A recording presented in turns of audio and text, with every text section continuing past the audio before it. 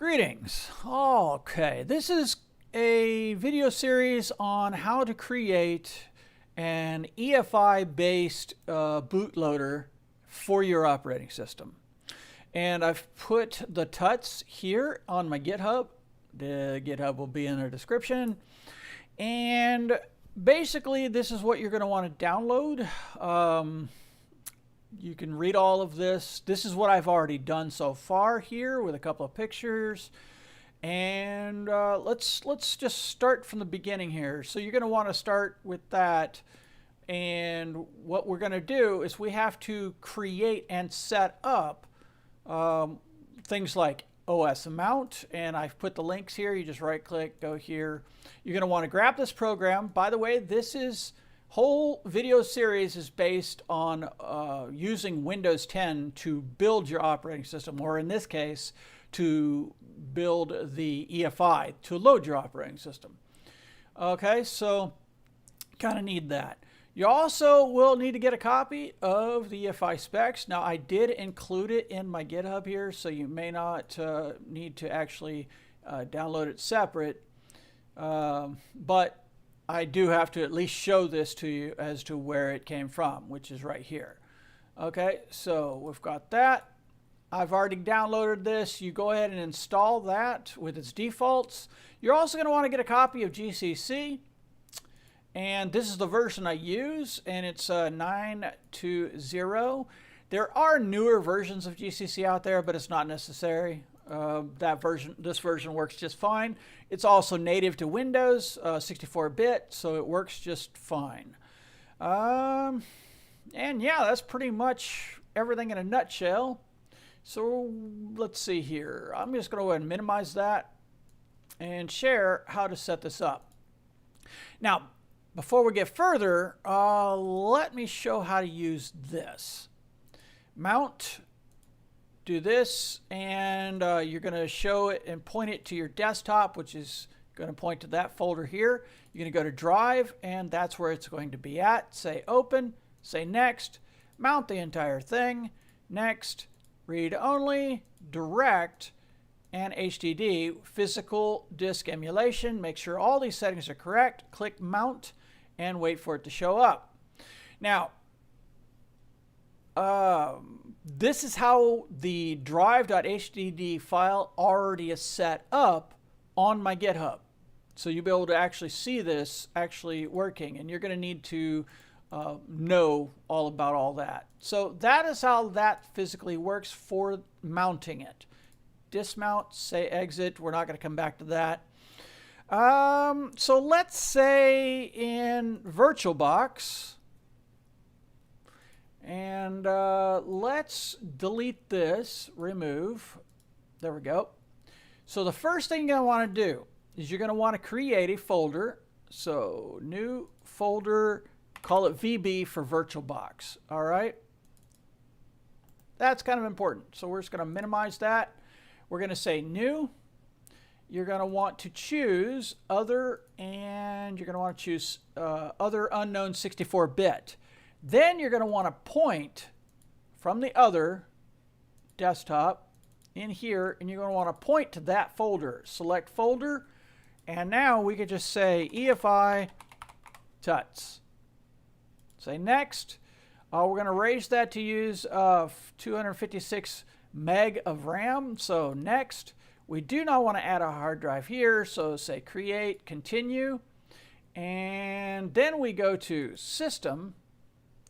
And we have to enable, the EFI right here, okay? That's important. We don't need floppy or optical.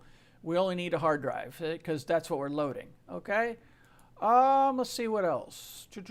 Storage, okay. So we click here, because it's already set for IDE. We click here, and this is for like a CD, DVD loader, but we're not going to be utilizing that, because we don't need to. We're going to be utilizing the HDD file that has been created. So we're going to go here to drive.htd, say choose, and you'll notice that was a 40 meg drive. All right. And there's the info right there. Say OK. And now we can actually just click start to actually run and execute this. Give it a second. Might take a moment. And voila, here we go. Okay. Now normally there's a pop-up. You just click the balloon looking thing to shut off the pop-up, but go here and go to scaled mode, and that way you can scale your actual screen and see it better.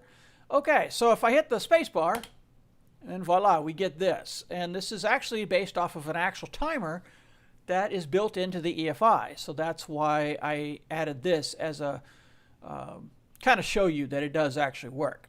Hitting in a key does nothing. Anyways, the point is we're going to go through the tutorial series. We're going to actually build this step by step and see why this is doing what it's doing. So if I hit the Q key, it actually reboots and brings us right back here, and it's a vicious cycle. There we go. Click this, and we go to choose power off the machine, say OK.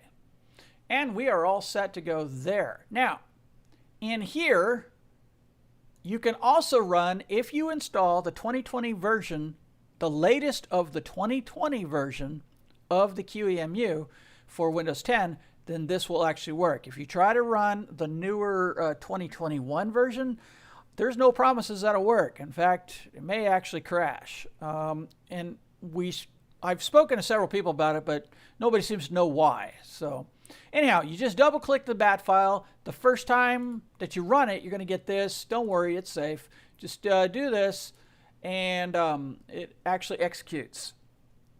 By the way, there's the command line switches for it right there, and you can actually copy that down into your own bat file, and it just basically does the same thing. And you'll notice it's the same timer speed and everything. So yeah, hit the Q and it actually reboots, and it pauses for a second and it actually reboots, and voila, QEMU, all set and ready to go. So let's take a look at the bat file. So right click, edit.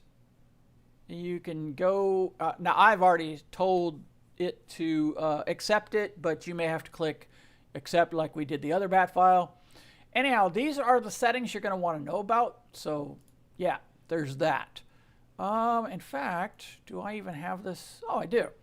So I've already put a make file. I've already got the compile, and I've already got all this set up and ready to go. But the QEMU was slightly different, and that did all this so that we can actually get this to work. Now you can rename this to whatever you want to rename it to, but we have to, for QEMU, it has to have an actual BIOS to interact with.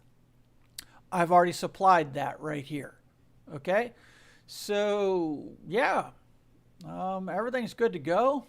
Here's our actual source. This is where the tutorial 1 will begin, and yeah, I hope that helps. Oh, one other thing too, in the hold, this right here can open up into your browser or whatever your PDF interface. This is what we'll be using a lot.